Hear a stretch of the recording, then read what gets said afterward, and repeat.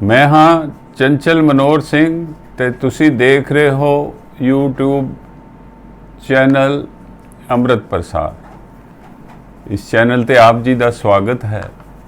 ਅੱਜ ਅਸੀਂ ਚਰਚਾ ਦਾ ਵਿਸ਼ਾ ਬਣਾਇਆ ਹੈ ਸ਼੍ਰੋਮਣੀ ਅਕਾਲੀ ਦਲ ਬਾਦਲ ਦਾ ਇਹ ਫੈਸਲਾ ਕਿ ਉਹਨਾਂ ਨੇ ਐਨਡੀਏ ਦੇ ਕੈਂਡੀਡੇਟ ਯਾਨੀ ਰਾਜ ਸੱਤਾ ਤੇ ਹਾਵੀ ਪਾਰਟੀ ਬੀਜੇਪੀ ਤੇ ਐਨਡੀਏ ਦੇ ਕੈਂਡੀਡੇਟ द्रौपदी मुर्मू जो कि एक कबायली बैकग्राउंड ਦੀਆਂ ਹਨ ਦਾ ਸਮਰਥਨ ਦਾ ਫੈਸਲਾ ਲਿਆ ਹੈ।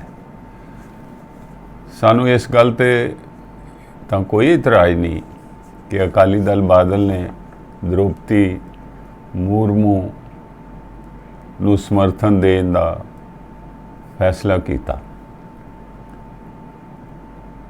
ਅਕਾਲੀ ਦਲ ਦੀਆਂ ਦੋ ਪਾਰਲੀਮੈਂਟ ਦੀਆਂ ਵੋਟਾਂ ਹਨ,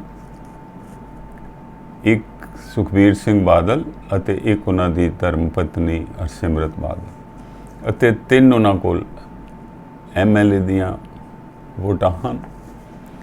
ਸੋ ਗੱਲ ਇਹ ਨਹੀਂ ਕਿ ਉਹਨਾਂ ਕੋਲ ਵੋਟਾਂ ਘੱਟ ਹਨ, ਗੱਲ ਇਹ ਵੀ ਨਹੀਂ ਕਿ ਉਹ बीजेपी एनडीए ਦੇ ਸਾਂਝੇ ਕੈਂਡੀਡੇਟ ਦੀ ਮਦਦ ਕਰ ਰਹੇ ਹਨ।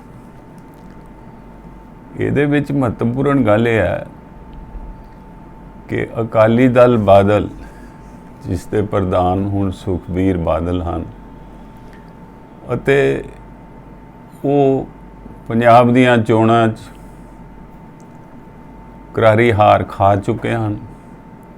ਉਸ ਤੋਂ ਬਾਅਦ ਉਹਨਾਂ ਨੇ ਜੋ ਅਡੰਬਰ ਰਚਾਇਆ ਕਿ ਉਹ ਬੰਦੀ ਸਿੰਘਾਂ ਦੀ ਕੈਂਡੀਡੇਟ ਨੂੰ ਲੈ ਕੇ ਆਏ ਮਨਦੀਪ ਕੌਰ ਨੂੰ, ਉਸ ਦੀ ਨਾ ਕੇਵਲ ਜ਼ਮਾਨਤ ਜ਼ਬਤ ਹੋ ਗਈ ਬਲਕਿ ਉਹ 5 ਮੁੱਖ ਕੈਂਡੀਡੇਟਾਂ ਵਿੱਚੋਂ ਸਭ ਤੋਂ ਫਾੜੀ ਰਹੀ, ਹੇਠਲੇ ਨੰਬਰ ਤੇ ਆਈ, 5ਵੇਂ ਨੰਬਰ ਤੇ ਆਈ ਔਰ बीजेपी ਉਹਨਾਂ ਤੋਂ ਵੱਧ ਵੋਟਾਂ ਲੈ ਗਈ, ਚਾਹੇ बीजेपी ਦੀ ਵੀ ਜ਼ਮਾਨਤ ਜ਼ਬਤ ਹੋ ਗਈ।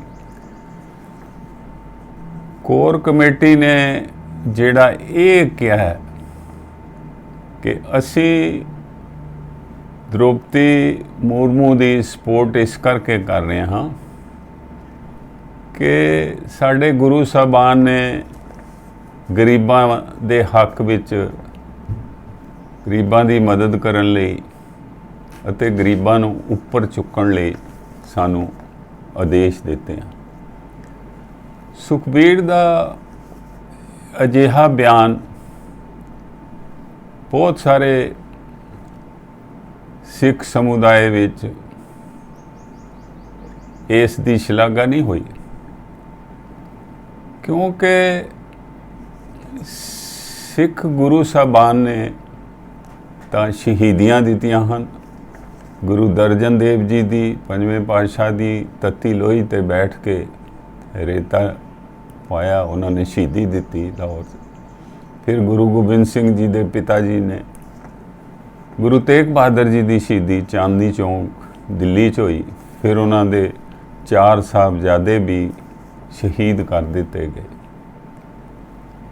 ਪਰ ਉਹਨਾਂ ਦੀ ਸ਼ਹੀਦੀ ਇਹ ਕੋਈ ਜ਼ੁਲਮ ਦੇ ਵਿਰੁੱਧ ਲੜਦਿਆਂ ਹੋਈਆਂ। ਸਿੱਖ ਗੁਰੂ ਜ਼ਾਲਮਾਂ ਦੇ ਵਿਰੁੱਧ ਸੰਘਰਸ਼ ਵੀ ਕੀਤੇ ਉਹਨਾਂ ਨੇ ਲੜਾਈਆਂ ਵੀ ਕੀਤੀਆਂ। ਉਹਨਾਂ ਨੇ ਕਦੀ ਇਹ ਨਹੀਂ ਸੋਚਿਆ ਕਿ ਸਾਡੇ ਕਿੰਨੇ ਸਿੰਘ ਸ਼ਹੀਦ ਹੋ ਜਾਣਗੇ ਤੇ ਗੁਰੂ ਸਾਹਿਬਾਨਾਂ ਨੇ ਕੁਰਬਾਨੀਆਂ ਦਿੱਤੀਆਂ, ਸਿੰਘਾਂ ਨੇ ਕੁਰਬਾਨੀਆਂ ਦਿੱਤੀਆਂ। ਛੋਟਾ ਘੱਲੂਘਾਰਾ, ਵੱਡਾ ਘੱਲੂਘਾਰਾ, ਇਹ ਸਾਡੇ ਕੋਲ ਬੜੀਆਂ ਚੜ੍ਹਦੀ ਕਲਾ ਦੀਆਂ ਮਿਸਾਲਾਂ ਹਨ ਕਿ ਗੁਰੂ ਸਾਹਿਬ ਨੇ ਕਿਵੇਂ ਜ਼ਾਲਮ ਮੁਗਲਾਂ ਨਾਲ ਸਮੇਂ ਲੜਾਈਆਂ ਕਰਕੇ ਉਹਨਾਂ ਨੂੰ ਹਾਰ ਦਿੱਤੀ। ਪਰ ਜਿਹੜੀ ਐਨਡੀਏ ਸਰਕਾਰ ਹੈ ਜਿਹਦਾ ਸਪੋਰਟ ਸੁਖਬੀਰ ਨੇ ਕਰਨ ਦਾ ਫੈਸਲਾ ਲਿਆ, कि उन्होंने सोचा कि वो देश विच कितना लोगों ते जुल्म कर रहे हैं, अत्याचार कर रहे हैं। ये जिहड़ी जालम सरकार है प्रधानमंत्री नरेंद्र मोदी जी ਅਤੇ होम मिनिस्टर अमित शाह जी, ये लोगों उत्ते बहुत ज़्यादा जुल्म कर रही है। तुसी देखा कि किवें मुसलमानों नूं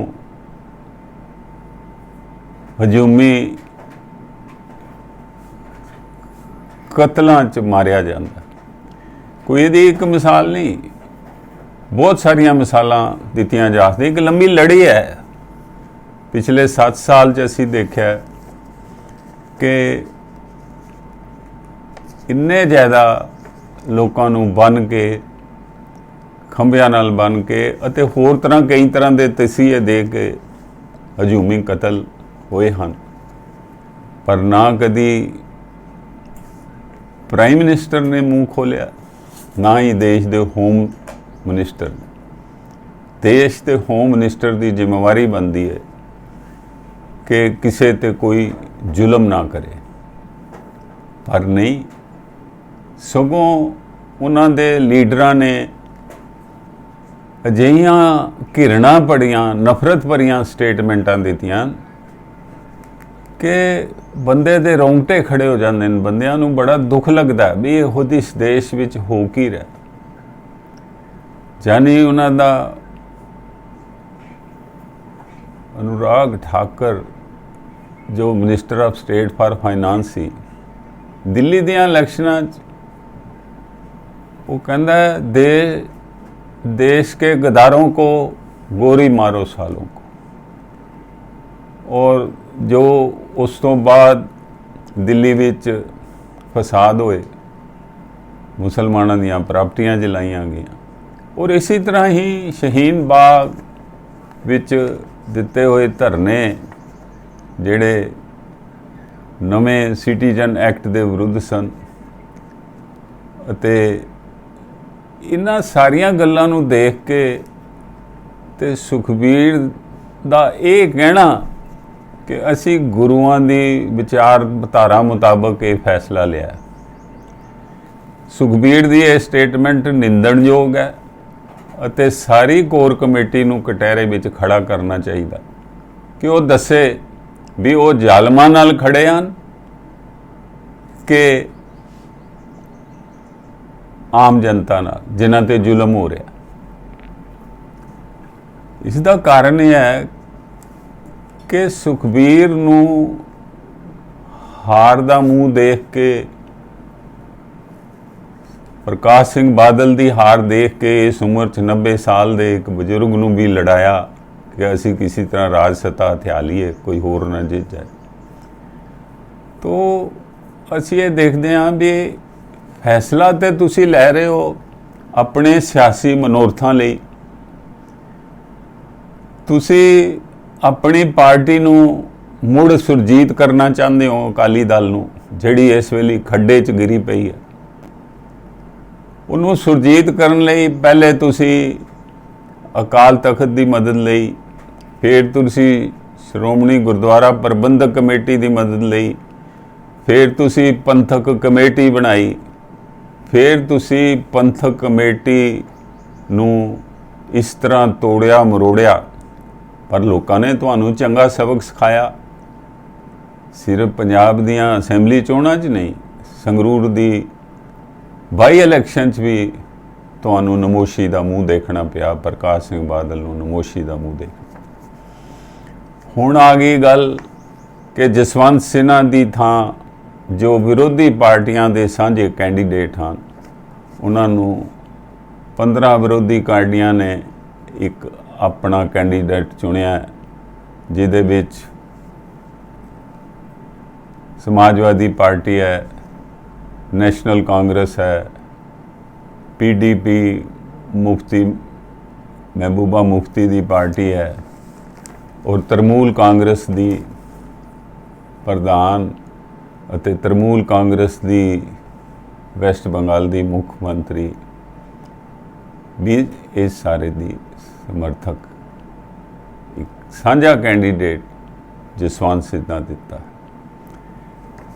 द्रौपदी मुर्मू बारे मेरे कोल कोई अजिहा शब्द नहीं कि मैं कहां कि बई वो जिहड़ा प्रधान प्रेजिडेंट दा राष्ट्रपति दा रुतबा है वो दे काबिल नहीं, वो बिल्कुल उस दे काबिल हैं। पर साडा इत्थे जिहड़ा विरोध है वो ये है कि अकाली दल अपना फैसला करे कि असी NDA नाल जाना है और असी NDA दे कैंडीडेट की समर्थन करनी है। उहदे विच गुरु महाराज की विचारधारा कित्थे आ गई? ये बड़ी इतराजयोग गल है। और इस इतराज नूं असी इस चैनल लाई जग जाहिर करना चाहते हैं ते सारियां नाल साझा करते हैं। इस चर्चा नूं अज असी इत्थे ही खत्म करते हैं। धन्यवाद।